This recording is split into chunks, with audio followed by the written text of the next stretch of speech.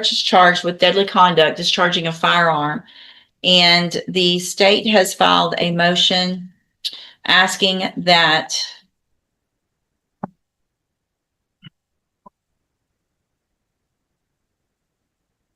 well, I'm looking at the state's motion. The motion it says aggravated assault, but the charge is deadly conduct. That just I'm sorry, Judge. That's my error. I was trying to file it rather quickly after receiving the affidavit from the complainant, and I'll fill the court in on that as to why I don't have a witness present. Looks like the current bond is set at $20,000. The state has asked to raise that bond. Ms. Malfino? Excuse me, Judge, and I apologize about that error. Obviously, the court would see the probable cause affidavit is very similar to an aggravated assault, discharging a weapon somewhat in the direction of the complainant. In this case, I have had multiple conversations with Jeremy Shelton, the complainant. He is the across the street neighbor of Mr. Church.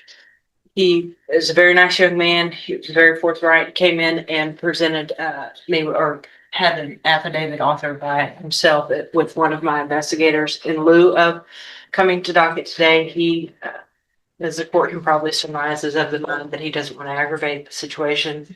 Nope, not intending to use that same word, but I will tender that as State's Exhibit number 1 just for purposes of this hearing. And I have Mr. Gertz, it's his affidavit just expressing concern about the nature of this offense and the fact that they reside across the street from one another, that he has a very young son and a wife who were also present at the time of this offense. And he has concern that Mr. Church may be keeping weapons at his sister's house down the street. I have worked very closely with my investigator, Mr. Bays, and he is familiar with Mr. Church as well as Port Arthur Police Department is. And we've asked that some things be implemented in the interim time period to hopefully assure the safety of all the parties, including Mr. Church. I just wanted to bring this matter to the court's attention with that motion.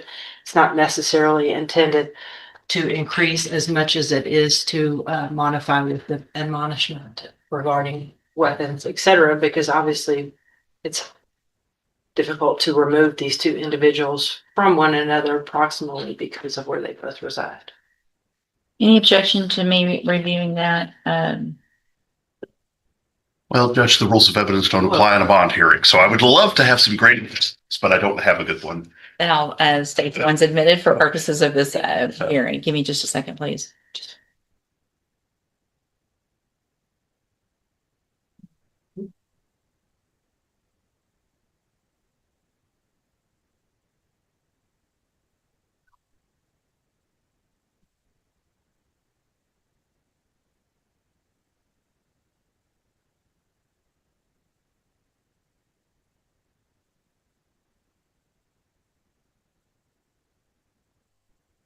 Mr. Gertz?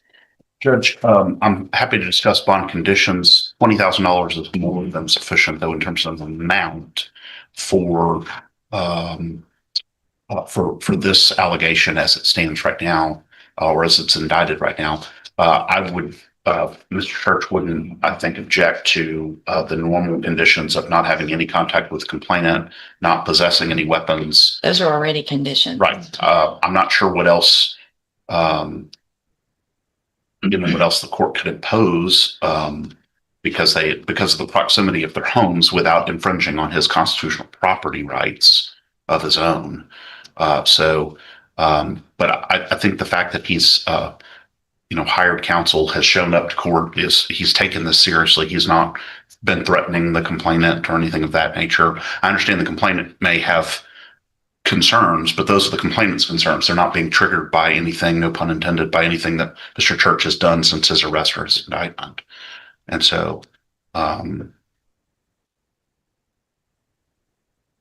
he's not violated any of his bond conditions that No, I think that I'm aware of. Is if they feel like he is watching, could be, just uncomfortable. There's an allegation that he's sitting in his car watching family, obviously based on the nature of the offense and the allegations and the probable cause. That would give me some concern too if I lived across the street and that had actually happened. So, but I don't think I just don't think raising his bond and just charging him more penalty is the proper remedy for that. So I'm not sure how the court remedies that. And I don't see what the way it gets remedied, Mr. Church, is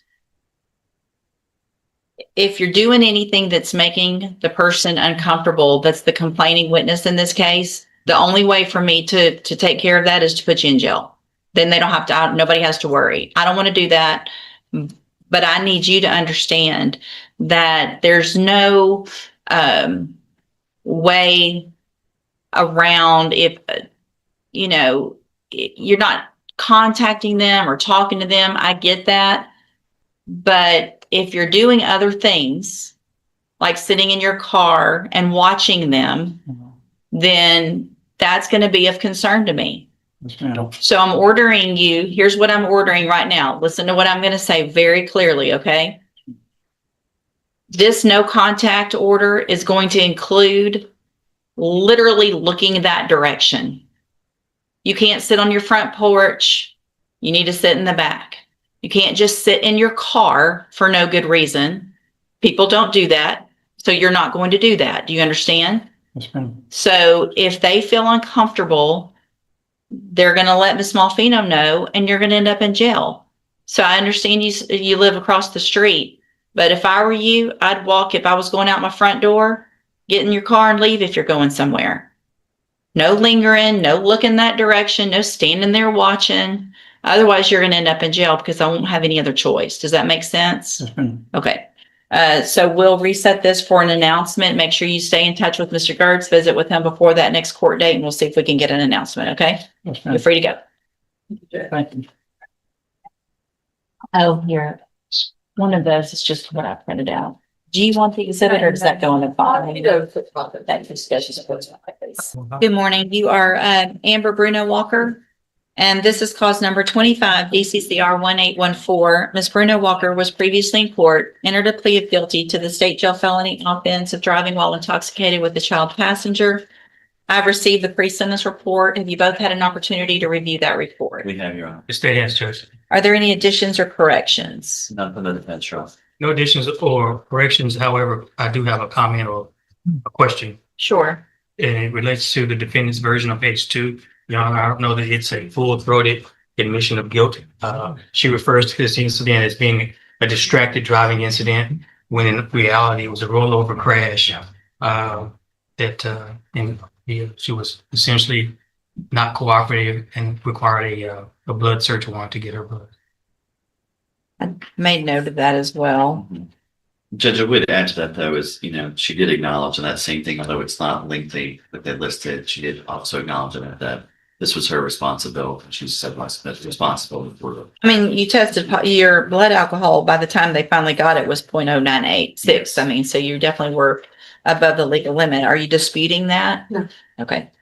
So, Ms. Bruno Walker, at this time, I'm going to find that you entered your plea of guilty freely and voluntarily.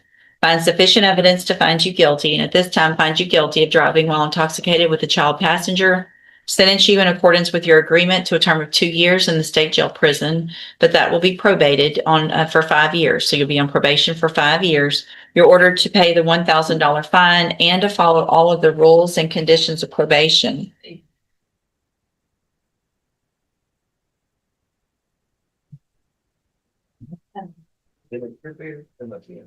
So you're going to be regularly tested. The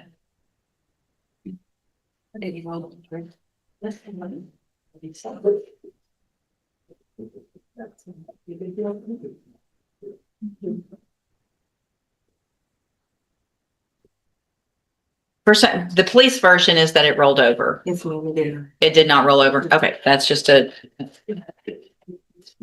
So, Just so the record's clear, Judge, I've got part on here. I'll show it to Mr. Rennick as well. okay. How's that not a rollover? It's not. It's nothing to do. It's I just, thought rollover mean like, Well, it wasn't on all four wheels, was it? yeah. While you had a child in there. So here's part of the important thing about probation is in order to be successful, you've got to completely take responsibility for everything you've done, all of the conditions that you're going to have to do. It gives me some concern that there's some diminishing of that by you right now. So it is very important that you take advantage of everything that you're about to have to do on probation, because if you don't, you're going to be right back in here and you're going to be looking at that 2-year sentence. You understand? So you are, do you currently have the auto ignition device on your vehicle? Yes, I do. Okay, so you'll make sure and keep that. Obviously, if there's any blows into that are positive for alcohol, it's a violation of your probation. If there's any issue and probation feels like you need anything more than just regular probation, you'll immediately be referred to treatment, whatever that is. It will be ordered by the court. You understand? You can't have a single drink of alcohol while you're on probation. And obviously you can't do anything else, whether it's legal or illegal, without a prescription. If you do everything you're supposed to while you're on this probation, this is a great opportunity because you'll be able to serve that 2-year sentence that you received while you're out on probation instead. But the other side of that is if you violate any condition of probation, you can be brought back into court and you could be your probation revoked and facing that. This is where probation becomes a second chance bit, only if it's taken seriously. The judge isn't just handing down rules. She's making it clear that every condition matters. One failed alcohol test, one probation violation, or one bad decision could turn a suspended sentence into 2 years behind bars. What do you think was the judge being fair by offering probation? Or should jail time have started immediately? Let us know in the comments. That 2-year sentence, you understand? I'm handing you the trial court certification that shows this was an agreement that I followed, and so you waived your right to appeal. I also handed you a written admonishment regarding your ineligibility to possess a firearm or ammunition. Because of the judgment entered against you, you're ineligible under Texas law to possess a firearm or ammunition. Possession of a firearm or ammunition could lead to charges against you. If you have any questions about the laws that make you ineligible to possess a firearm or ammunition, or about how long that lasts, you can talk with Mr. Rennick. All right, you just need to have a seat here in the courtroom. Yes, ma'am. Occupational Talk to your attorney about that. That's filed somewhere else separately from this. And so have a seat here in the courtroom. Probation will call you up to her desk when she's ready to go over your paperwork. All right, good luck to you, ma'am. Thank you. Judge. Thanks.